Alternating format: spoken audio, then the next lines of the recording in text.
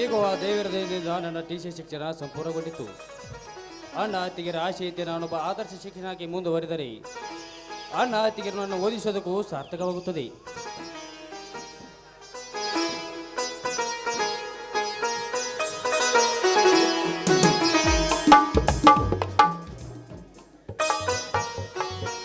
ನೋಡಿದಾಗಿದೆಯಲ್ಲ?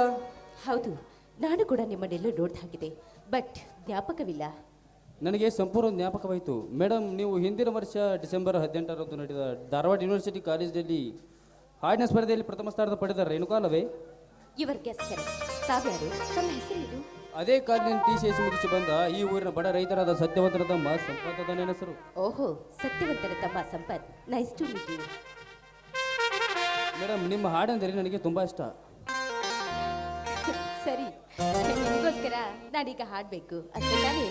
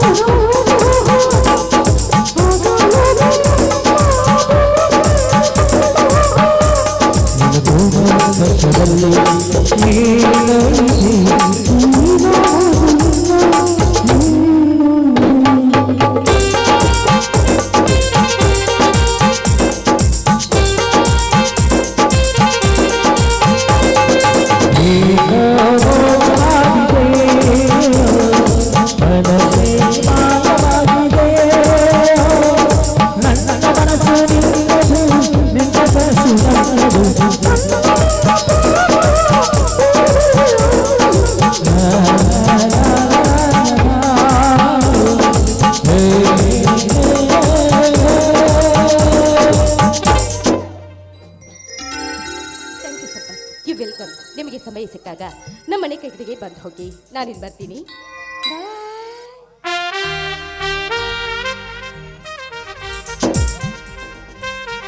ಅಂದು ಆ ಕಾಲೇಜಿನ ರೇಣುಕಾ ಹಾಡಿದ ಹಾಡು ಮಾಡಿದ ಡ್ಯಾನ್ಸ್ ಇಂದು ನನ್ನ ಕಣ್ಮುಂದೆ ಕುಣಿದಂತಾಗಿದೆ. ಪ್ರೀತಿಸಿ ಮದುವೆ ಆಗಬೇಕೆಂಬ ನನ್ನ ಮನ ಹಾತೊರೆತಿದೆ. ಓ ಕೋಗಿಲೆ ಕಂಠ ನವಿಲ ನುಡಿದವರ ಆ ರೇಣು ಕನ್ನಡ ಬಾಳಿನ ಜ್ಯೋತಿ ಆದರಿ ನನ್ನಂತ ಅದೃಷ್ಟಶಾಲಿ ಯಾರು ಇಲ್ಲ ಈ ಜಗದಲ್ಲಿ. Renuka, I love you, I love you Renuka, I love you.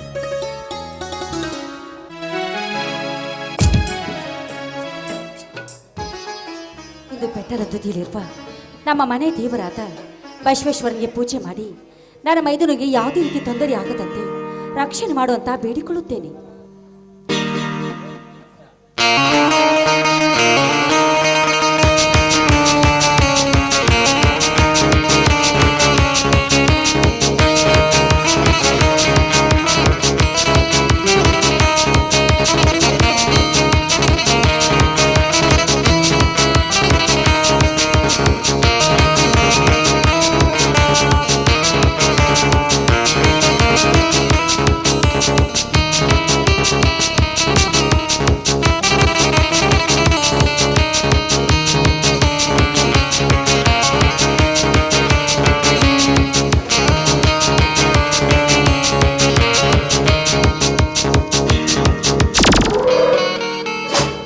Hi Shabari,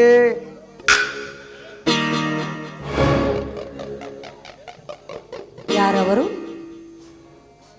ನಾನೇ ಈ ಊರಿನ ಅಗರ್ಭ ಶ್ರೀಮಂತ ದೇಸಾಯಿ ಗೌಡ.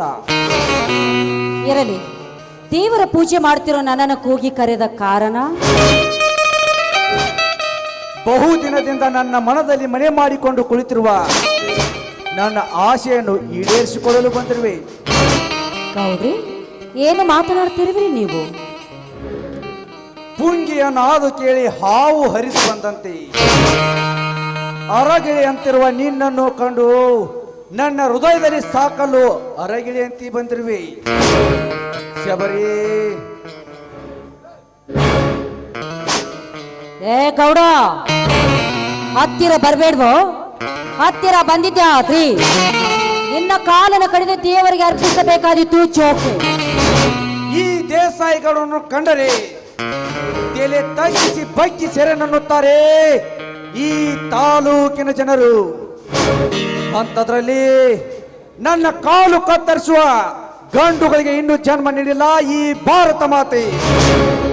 ಒಂದು ವೇಳೆ ಜನ್ಮ ನೀಡಿದರೂ ಅವರಿಗೆ ಕೇಡಗಾಲದ ಕಡಿವಾಣ ತಪ್ಪಿದ್ದಲ್ಲ. ಹೆಣ್ಣೆಂದರೆ ನಿನ್ನ ದೃಷ್ಟಿಯಲ್ಲಿ ಏನಂತ ತಿಳಿದುಕೊಂಡಿದ್ದೀಯಾ? ಹೆಣ್ಣೆಂದರೆ ನನ್ನ ದೃಷ್ಟಿಯಲ್ಲಿ ತೀಟೆ ತೀರಿಸಿಕೊಂಡು ತಿಂದು ಬಿಸಾಕುವ ಸಿಪ್ಪೆ. ಅದರಲ್ಲಿಯೂ ನೀನೊಂದು ರಸಪೂರಿತ ಮಾಗಿದ ಮಾವಿನ ಹಣ್ಣು. ಮಾವಿನ ಹಣ್ಣಂತ ಎಲ್ಲ ಹಣ್ಣುಗಳನ್ನ ತಿನ್ನಲು ಹೋದ್ರೆ ವಿಷಪೂರಿತ ಬೇವಿನ ಹಣ್ಣಾಗಿ ನಿನ್ನ ನಿರ್ನಾಮಕ್ಕೆ ಕಾರಣವಾಗಬೇಕಾದಿತ್ತು. ಬಲು ಎಚ್ಚರ. ಯಕಚಿತ್ ಒಂದು ಹೆಣ್ಣಾದ ನಿನ್ನಿಂದ ನನಗೆ ಎಚ್ಚರ. ಎಚ್ಚರಿಕೆ ಎಂಬ ಶಬ್ದವನ್ನು ಕನಸಿನಲ್ಲಿ ಕಂಡಿಲ್ಲ ಈ ದೇಸಾಯಿ ಗೌಡ. ಸುಮ್ಮನೆ ನನ್ನ ಒಳಗಾಗಿ ಸೆರಗು ಹಾಸಿ ಸುಖ ನೀಡಿದರೆ ಸರಿ, ಇರದಿದ್ದರೆ ಹರಿದು ಹೊದ್ದಿಗೆ ಹಾಕುವೆ ಈ ನಿನ್ನ ಮೃದುವಾದ ಶರೀರವನ್ನು. ಏ ಗೌಡ, ನೀನು ಇದೇ ರೀತಿ ಮಿತಿ ಮೀರ್ತಿ ವರ್ತಿಸಿದೆ ಆದ್ರೆ ನಾನಿನ ಪಾಲಿಗೆ ಓಣಿಕೆ ಓಬವಾಗಬೇಕಾಗುತ್ತೆ, ನೆನಪಿರಲಿ. ನಿನ್ನ ಗೊಡ್ಡು ಬೆದರಿಗೆ ವೇದಾಂತ ಕೇಳಲು ನಾನಿಲ್ಲಿಗೆ ಬಂದಿಲ್ಲ ಶಬರೇ. ಈ ದೇಸಾಯಿ ಗೌಡ ಮನಸ್ಸು ಮಾಡಿದರೆ ಹಿಂದೆ ನನ್ನ ಆಳುಗಳನ್ನು ತರಿಸಿ ನಿನ್ನನ್ನು ಹೊತ್ತು ತರಿಸಿ ಇದೇ ದಿನ ನಿನ್ನೊಂದಿಗೆ ಮಲಗುತ್ತಿದ್ದೆ. ಆದರೆ ಸೂರ್ಯನಾದ ಈ ದೇಸಾಯಿ ಗೌಡನಿಗೆ ಅದು ಶೋಭಿಸಲು ಅಂತ ತಿಳಿದು ಸ್ವತಃ ನಾನೇ ಮುಖಾಮುಖಿಯಾಗಿ ಬಂದು ಕೇಳುತ್ತಿದ್ದೇನೆ ಕಾಮ ಭಿಕ್ಷೆಯನ್ನು. ಇದಕ್ಕೊಪ್ಪಿದರೆ ನೀನಾಗುವೆ ನನ್ನ ಕೋಣೆಯ ರಾಣಿ, ಒಪ್ಪದಿದ್ದರೆ ನೀ ಕಾಣುವೆ ಆ ಯಮನ ಕೋಣೆ. ಕರ್ಮ ಚಾಂಡಾಲ, ಕರತಿಯಾದ ನನ್ನನ್ನು ಕೆನಕಲು ಬಂದಿದ್ದೆ ಆದ್ರೆ ನಿನ್ನನ್ನು ಕಡಿದು ದೇವರ ಎದುರಿಗೆ ರಕ್ತ ಚೆಲ್ಲಿ 10 ಕಾಗೆಗಳಿಗೆ ಔತಣ ಕೊಡುವೆ. ಮರ್ಯಾದಿಂದ ಇಲ್ಲಿಂದ ಹೊರಟೋಗ್ತೀಯ ಅಥವಾ ನಾರಿಯಾದ ನಾನು ಮಹಾಮಾರಿಯಾಗಲೇ? ಲೇ ಹುಚ್ಚು ಹಾದರದ ಹೆಣ್ಣೆ, ನೀನು ಮಾರಿಯಾಗುವ ತನಕ ನಿನಗೆ ಸಮಯ ಕೊಡಲಾರೆ. ಅದಕ್ಕಿಂತ ಪೂರ್ವದಲ್ಲಿಯೇ ನನ್ನ ಕಾರ್ಯ ಮುಗಿಸಿಕೊಂಡು ಬಿಟ್ಟು ಬಿಡುವೆ. ಶಬರಿ ಬಾ, ಅಪ್ಪು ಬಾ ನನ್ನನ್ನು. ದೂರ ನಿಲ್ಲು, ಹತ್ತಿರ ಬರಬೇಡ. ಶಬರಿ, ಒಂದೇ ಒಂದು ಸಾರಿ ಈ ದೇಸಾಯಿಗೌಡನ ಆಶೆಯನ್ನು ಈಡೇರಿಸು ಬಾ. ನಿನ್ನನ್ನು ನೋಡಿದರೆ ನನ್ನ ಕಾಮ ಕೆರಳುತ್ತಿದೆ. ಬಾ ಶಬರಿ ಬಾ.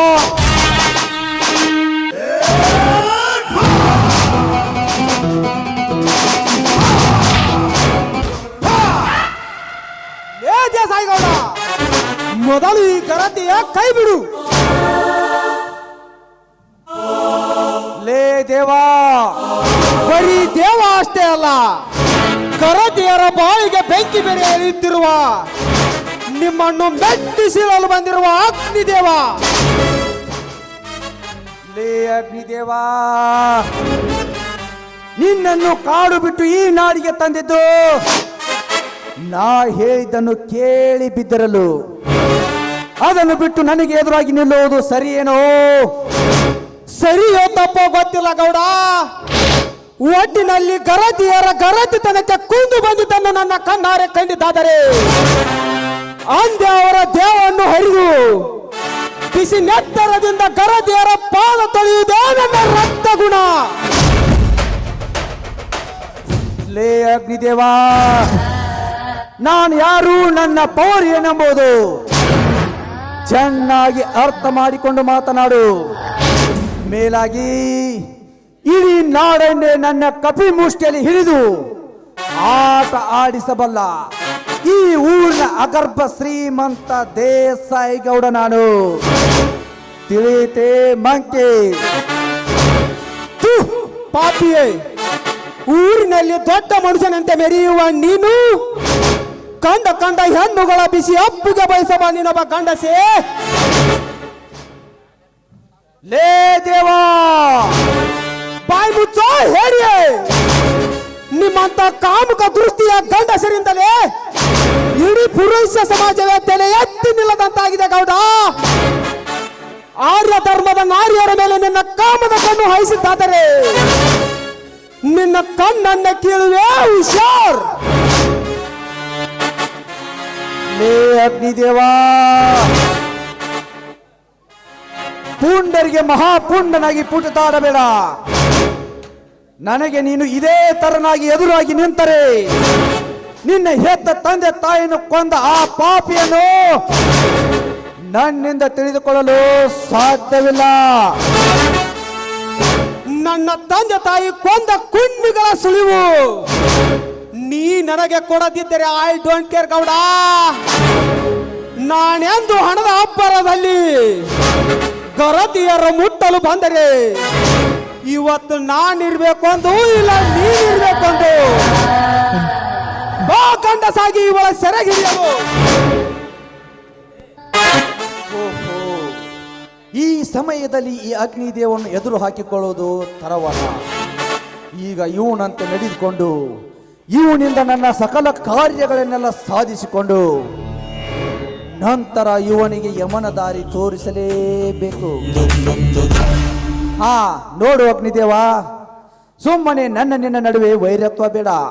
ಯಾವುದೋ ಕೆಟ್ಟಗಳಿಗೆ ಇವಳೊಂದಿಗೆ ಹೀಗೆ ನಡೆದುಕೊಟ್ಟು ದಯವಿಟ್ಟು ನನ್ನನ್ನು ಕ್ಷಮಿಸಿಬಿಡು.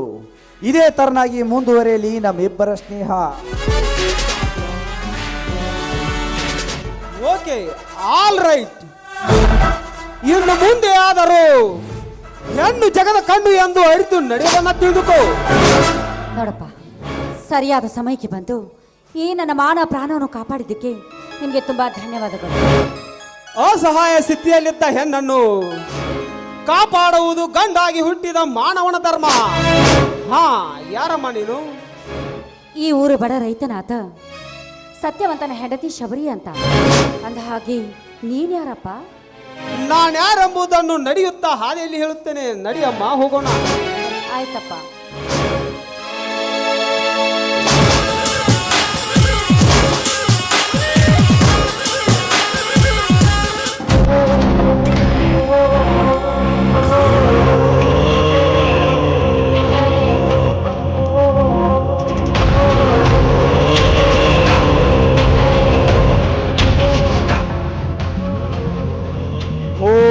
ಹೋಗು ಅಗ್ನಿದೇವ ಹೋಗು. ನಿನಗೇನು ಗೊತ್ತು? ನಿನ್ನ ತಂದೆ ತಾಯಿನ ಕೊಂದು ನಿನ್ನ ಮನೆಗೆ ಬೆಂಕಿ ಹಚ್ಚಿದ ಈ ನಯವಂಚಕ ದೇಸಾಯಿ ಗೌಡ ಎನ್ನುವುದು. ಲೇ ಅಗ್ನಿದೇವ, ನಿನ್ನಿಂದ ನನ್ನ ಸಕಲ ಕಾರ್ಯಗಳನ್ನು ಸಾಧಿಸಿಕೊಂಡು ನಂತರ ನಿನ್ನನ್ನು ಕಳಿಸುವೆ ಆ ಯಮಲೋಕಕ್ಕೆ.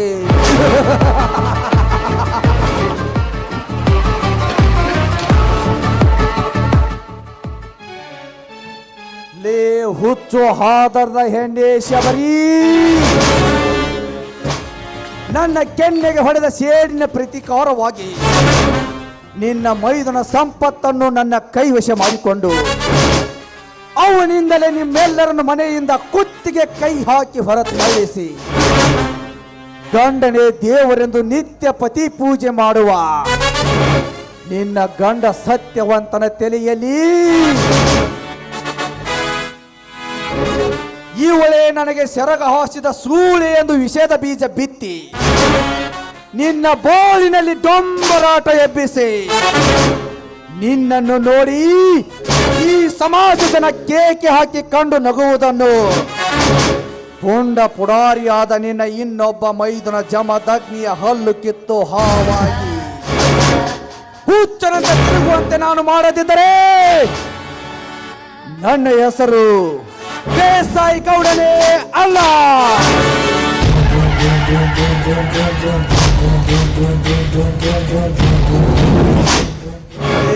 ಶಬರಿ,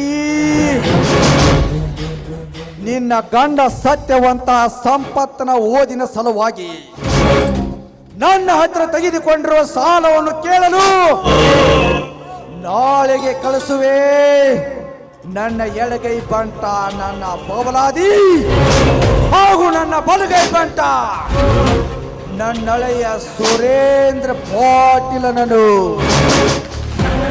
ಲೇ ಶಬರಿ, ಮುಂದಿನ ಪ್ರವೇಶದಲ್ಲಿ ತೋರಿಸುತ್ತೇನೆ ಈ ದೇಸಾಯಿಗಳನ್ನ ಅರ್ಭಟ.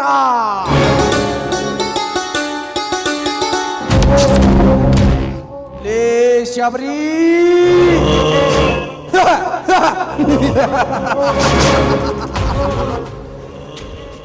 ಇದು ಅಂತ್ಯ ಅಲ್ಲಲೇ ಹುಚ್ಚು ಹಾದರದ ಹೆಣೆ ಆರಂಭ.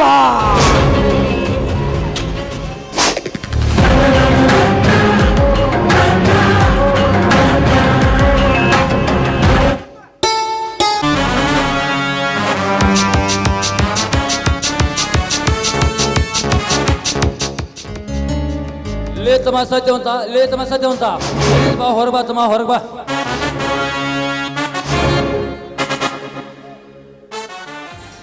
ಓಹೋ ಪಾಟೀಲ್ರು, ಬಂಡಿ ಬಂಡಿ ಪಾಟೀಲ್ರಿ, ಕುಳಿತುಕೊಳ್ಳಿ.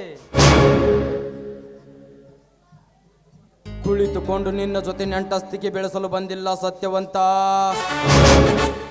ನನ್ನ ಮಾವ ಸೋದರ ಮಾವ ದೇಸಾಯಿಗೌಡ ಹೇಳಿ ಕಳಿಸಿದ್ದಾನೆ, ನಿನ್ನ ತಮ್ಮ ಸಂಪತ್ತನನ್ನು ಓದಿಸಲೆಂದು ನಮ್ಮಿಂದ ತೆಗೆದುಕೊಂಡಿರೋ 70,000 ಹಣ ವಸೂಲಿ ಮಾಡಿಕೊಂಡು ಬಾ ಅಂತ.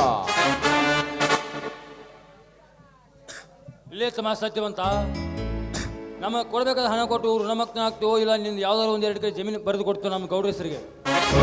ಗುಮಾಸ್ತ್ರೆ, ಇರೋ 1-2 ಎಕರೆ ಜಮೀನಿನಲ್ಲಿ ನಿಮಗೆ ಯಾವ ಹೊಲ ಅಂತ ಬರೆದು ಕೊಡ್ಲಿ, ಸ್ವಲ್ಪ ಕಾಲ ಅವಕಾಶ ಕೊಡಿ, ಹೇಗಾದ್ರೂ ಮಾಡಿ ನಿಮ್ಮ ಹಣ ಮುಟ್ಟಿಸ್ತೀನಿ. ನಿನ್ನ ವೇದಾಂತ ನನಗೆ ಬೇಕಾಗಿಲ್ಲ ಸತ್ಯವಂತ. ಒಳ್ಳೆಯ ಮಾತಿನಿಂದ ಹಣ ಕೊಟ್ಟು ಸಾಲದ ಬಂಧನದಿಂದ ಋಣ ಮುಕ್ತನಾಗು. ಇರದಿದ್ದರೆ ನಿನಗೆ ಕೆಡಗಾಲ ತಪ್ಪಿದ್ದಲ್ಲ ಮಗನೇ.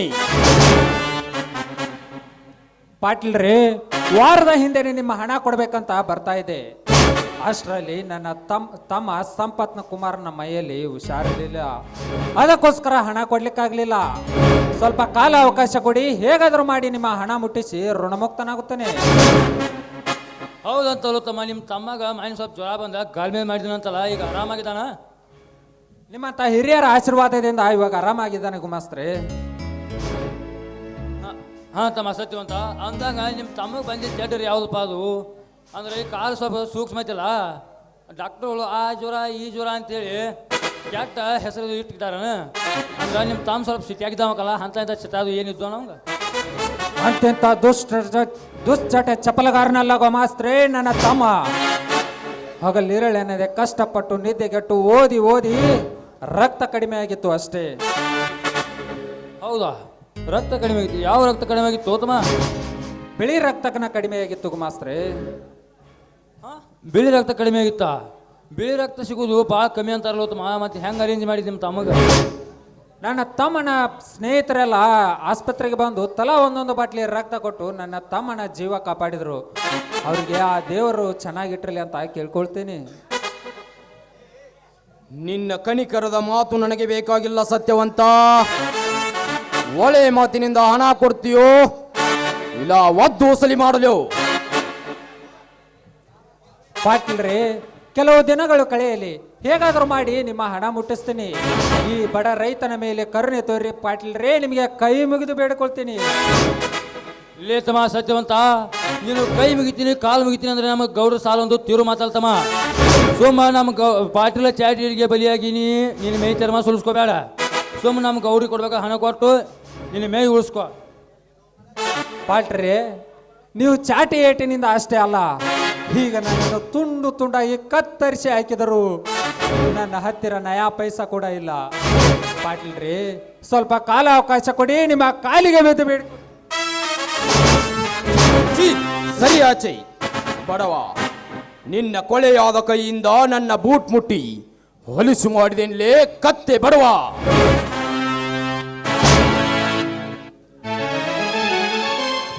ಒಳ್ಳೆಯ ಮಾತಿನಿಂದ ಹಣ ಕೊಡ್ತೀಯೋ ಇಲ್ಲ ನಿನ್ನನ್ನು ದಾನ ಮಾಡಿ ದಪನ ಮಾಡಿ ಬಿಡಲು? ಒಡೇರಿ ಪಾಟೀಲ್ರಿ, ಒಡೇರಿ, ನಿಮ್ಮ ಮನಸ್ಸಿಗೆ ತೃಪ್ತಿಯಾಗುವವರೆಗೂ ಒಡೇರಿ. ನೀವು ನನ್ನನ್ನು ಸುಟ್ಟು ಜೀವಂತವಾಗಿ ಸುಟ್ಟು ದಪನ ಮಾಡಿದರೂ ಸರಿ.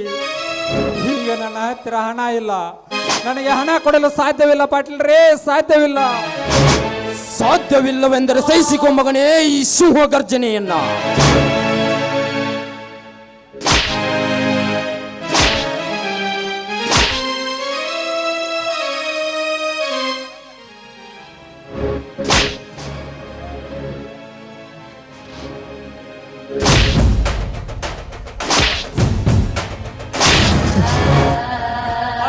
ನಿಲ್ಲಿಸಿರಿ ನಿಮ್ಮ ಅಟ್ಟಾಸ ದರ್ಪವನ್ನು.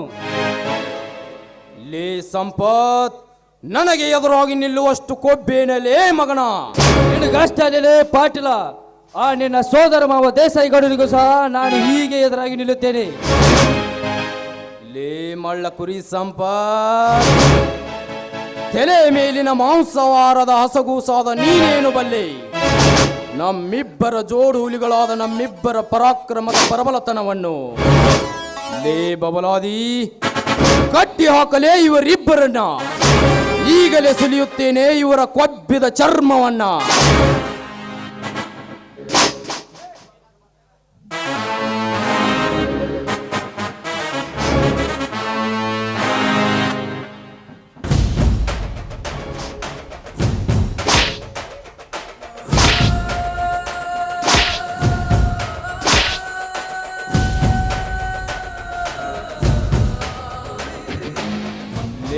ಸತ್ಯವಂತ ಸಂಪತ್, ಒಳ್ಳೆಯ ಮಾತಿನಿಂದ ಹಣ ಕೊಡ್ತಿರೋ ಇಲ್ಲ ಈ ನಿಮ್ಮ ಹೆಸರಿಗಿರೋ ಈ ಮನೆ ಬರೆದು ಕೊಡ್ತಿರೋ ಇಲ್ಲ ನನ್ನ ಕೈಯಾರ ಬಡಿಸಿಕೊಂಡು ನರಳಿ ನರಳಿ ಸಾಯ್ತಿರೋ? Come on tell me. ಹೇಳಿ ಅಂತೆ ಕಟ್ಟಿ ಹಾಕಿ ಹೊಡೆಯೋದಲ್ಲೇ ಪುಂಡರ ಕೆಲಸ, ಇದು ಶಂಡರ ಕೆಲಸ. ನೀನು ಗಂಡಸೆ ಆಗಿದ್ದರೆ ಬಿಚ್ಚಿ ನೋಡು ನನ್ನ ಸರಪಣಿಯ ಸಲಾಕೆಯನ್ನು, ಆಗ ತಿಳಿಯುತ್ತದೆ ನಿನ್ನ ಗಂಡಸ್ತನದ ಶೂರತನ. ಲೇ ಸಂಪತ್, ತುತ್ತು ಕೂಳಿಗೂ ಗತಿ ಇಲ್ಲದ ಬಡಬಿಕಾರಿ ನೀನು ನನ್ನ ಗಂಡಸ್ತನಕ್ಕೆ ಸವಾಲಾಗ್ತೀಯಾ ಕೊಬ್ಬಿದ ಮಗನೇ? ಲೇ ಬಬಲಾದಿ, ತೆಗೆದುಕೊಂಡು ಬಾರಲೇ ಆ ಕಾದ ಕಬ್ಬಿಣದ ಸಲಾಕೆಯನ್ನು. ಈಗಲೇ ಹೇಳುತ್ತೇನೆ ಇವರ ಮೈ ಮೇಲೆ ಬಾಸುಂಡಿಯ ಬರೆಯನ್ನು. ಆಯ್ತು ಪಾಟೀಲ್ರೆ, ಒಂದು ನಿಮಿಷ ತಡಿ, ಮಕ್ಕಳು ಸ್ವಲ್ಪ ಭಾಳ ಆಗೈತಿ, ಹೋಯ್ತಾ ಇರ್ತಾನೆ.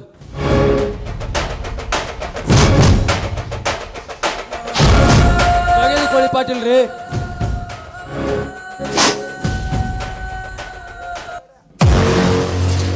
ಲೇ ಪಾಟೀಲ, ಈಗ ನೀನು ನಮ್ಮನ್ನು ಕಟ್ಟಿ ಹಾಕಿ ಹೊಡೆಯುತ್ತಿರುವುದನ್ನು ಪುಂಡ ಪುರುಷರ ಗಂಡನಾದ ಜಮದಗ್ನಿ ಎಲ್ಲಾದರೂ ನೋಡಿದರೆ ನಿಮ್ಮನ್ನು ಹಸಿ ಮಾಂಸದ ಕೋಳಿ ಹರಿದು ತಿನ್ನಂತೆ ಹರಿದು ತಿನ್ನುತ್ತಾನೆ.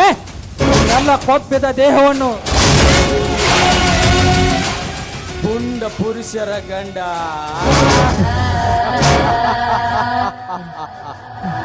ಹಿಂಡು ಹುಲಿಗಳ ದಂಡ, ಹಿಂಡು ಹುಲಿಗಳ ಗಂಡ, ಮಿಂಡು ಹುಲಿಗಳ ಮಿಂಡನಾದ ಈ ಪಾಟೀಲನ ಒಂದು ಕೂದಲು ಸಹ ಅಲ್ಲಾಡಿಸಲಾಗಲ್ಲ. ಆ ನಿನ್ನ ತಮ್ಮ ಜಮದಗ್ನಿಗೆ ಅವನಿಗೆ ಗಂಡಸ್ತನದ ಬೇರಿದ್ದರೆ ಬಂದು ತಡೆಯಲಿ ಈ ಪಾಟೀಲನನ್ನು.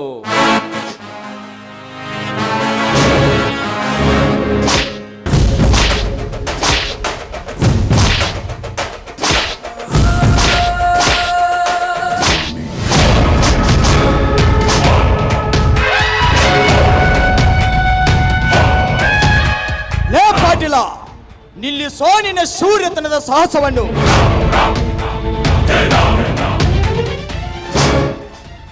ಲೇ ಜಮದಗ್ನಿ, ಇವರಿಬ್ಬರ ಕೊಬ್ಬಿದ ದೇಹವನ್ನು ನಾನು ಹಸಿದ ಹುಲಿಯಾಗಿ ಹರಿದು ತಿನ್ನುವುದ ಪೂರ್ವದಲ್ಲಿ ಹರನಾಗಿ ಬಂದೆ ಆ ಆರಾಮ್ ಕೋರ್. ನೀನು ಹಸಿದ ಹೆಬ್ಬುಲಿಯಾಗಿ ಅವರನ್ನು ಹರಿದು ತಿನ್ನುವ ಪೂರ್ವದಲ್ಲಿ ಕೆಂಗೆಟ್ಟ ಹುಲಿಯಾಗಿ ಕಡಿದು ಚೆಲ್ಲುವೆ ಈ ನಿನ್ನ ಕೊಬ್ಬಿದ ದೇಹವನ್ನು. ಕೆಂಗೆಟ್ಟ ಹುಲಿ ನೀನಾದರೆ ಕಾಲು ಕೆದಿರಿದ ಕರಿಚಿರತೆಯಾಗಿ ನಿಲ್ಲುವೆ ನಿಮ್ಮ ಪಾಲಿನ ಯಮ ಧರ್ಮನಾಗಿ. ಕಾಲು ಕೆದರಿದ ಕರಿಚಿರಿತೆ, ಕಾಲು ಕೆದರಿದ ಕರಿಚೀಚೆ ನೀನಾದರೆ ಕೆಂಗೆಟ್ಟ ಹುಲಿಯಾಗಿ ನಿನ್ನ ಕೊಬ್ಬಿದ ದೇಹವನ್ನು ಇಬ್ಬಾಗ ಮಾಡಿ ನಿನ್ನನ್ನು ರಕ್ತದ ಮಡುವಿನಲ್ಲಿ ಮುಳುಗಿಸಿ ಬರುತ್ತೇನೆ ಮಗನ.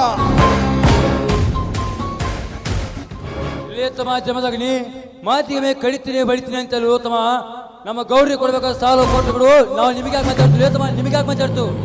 ಲೇ ಬಬಲಾದಿ, ನಾನು ಹಣ ತಂದಿರುವುದು ಆ ನಿನ್ನ ದನಿ ದೇಸಾಯಿ ಗೌಡನ ಹತ್ತಿರ. ಅವನ ಜೊತೆ ನಾನೇ ನೇರವಾಗಿ ಮಾತನಾಡುತ್ತೇನೆ. ಅವನು ನನ್ನ ಮಾತಿಗೆ ಒಪ್ಪಿಕೊಂಡರೆ ಸರಿ, ಇಲ್ಲ ಹೋದರೆ ನಾಳಿಗೆ ಆ ನಿನ್ನ ದನಿ ದೇಸಾಯಿ ಗೌಡನಿಗೆ ಮನೆಗೆ ಹೋಗಿ ಅವನ ನನ್ನ ನಡೆಯಲಿ ರಕ್ತದ ಕಳೆ. ಅದೆಲ್ಲ ರಗಳೆ ನನಗೆ ಬೇಕಾಗಿಲ್ಲ. ಹಿಂದೆ ಈಗಲೇ ನನಗೆ ಹಣ ಕೊಡಲೇಬೇಕು. ಹಾಗಾದ್ರೆ ಹಿಂದೆ ಈಗಲೇ ನಡೆಯಲಿ ನನ್ನ ನಿನ್ನ ನಡುವೆ ರಣರಂಗದ ಹೋರಾಟ. ಬಾರ್ಲೇ ಮಗನ ಗಂಡಸಾಗಿ ಮುಂದಕ್ಕ.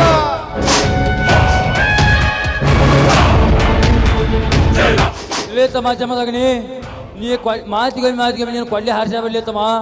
ಯಾಕಂದ್ರೆ ಕನಸಿನ ಬರೀ ನೀನು ಕೊಡ್ಲೆ ಬರಾಕೈತಿ. ಸ್ವಲ್ಪ ತಡಿ, ನಮ್ಮ ಪಾಟೀಲ್ಗೆ ನಾ ಹೇಳ್ತಾನೆ.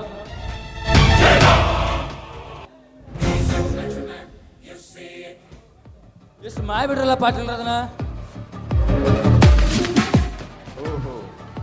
ಬಬಲಾದಿ ಹೇಳಿದಂತೆ ಆಗಲಿ. ನೋಡು ಸತ್ಯವಂತ, ನೀನಾಗಿ ನೀನೇ ಹೋಗಿ ನನ್ನ ಸೋದರ ಮಾವ ದೇಸಾಯಿ ಗೌಡರಿಗೆ ಭೇಟಿಯಾಗಿ ಹಣ ಕೊಟ್ಟರೆ ಸರಿ. ಇರದಿದ್ದರೆ ಮತ್ತೆ ಶುರುವಾಗುವುದು ಮಹಾಭಾರತದ ಯುದ್ಧ. ಬಬಲಾದಿ, ನಡೆ ಹೋಗೋಣ. ನಡೀರಪ್ಪ ಪಾಟೀಲ್ರ, ಮೊದಲು ಹೋಗುದು. ಸ್ವಲ್ಪ ಸಣ್ಣಗೆ ಆಗತೈತೆ ಮೊದಲು.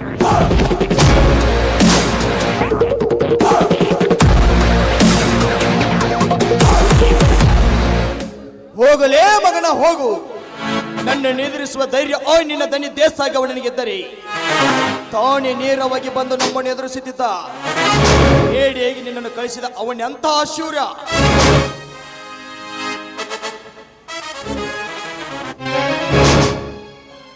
ಸಹೋದರ ಜಮದಗ್ನಿ, ಸಂಪತ್ನ ಓದಿಗಾಗಿ ಆ ದೇಸಾಯಿ ಗೌಡನ ಹತ್ತಿರ 70,000 ಸಾಲ ತೆಗೆದುಕೊಂಡು ಬಂದಿದ್ನಪ್ಪ. ಆ ಹಣ ಕೊಟ್ಟು ಮನೆ ಕಾಗದ ಪತ್ರ ಇಸಿದುಕೊಂಡು ಬರಬೇಕು. ಆಯ್ತಣ್ಣ, ಆಯ್ತು. ಒಂದು ವಾರದೊಳಗಾಗಿ ಈಗಾದರೂ ಹಣವನ್ನು ಸಂಪಾದಿಸಿ ಆ ದೇಸಾಯಿ ಗೌಡನಿಗೆ ಕೊಡಬೇಕಾದ ಹಣವನ್ನು ಕೊಟ್ಟು ನನ್ನ ಕಾಗದ ಪತ್ರವನ್ನು ಮರಳಿಸಿಕೊಂಡು ಬರ್ತೇನೆ. ನಡೀರಿ ಹೋಗೋಣಂತೆ.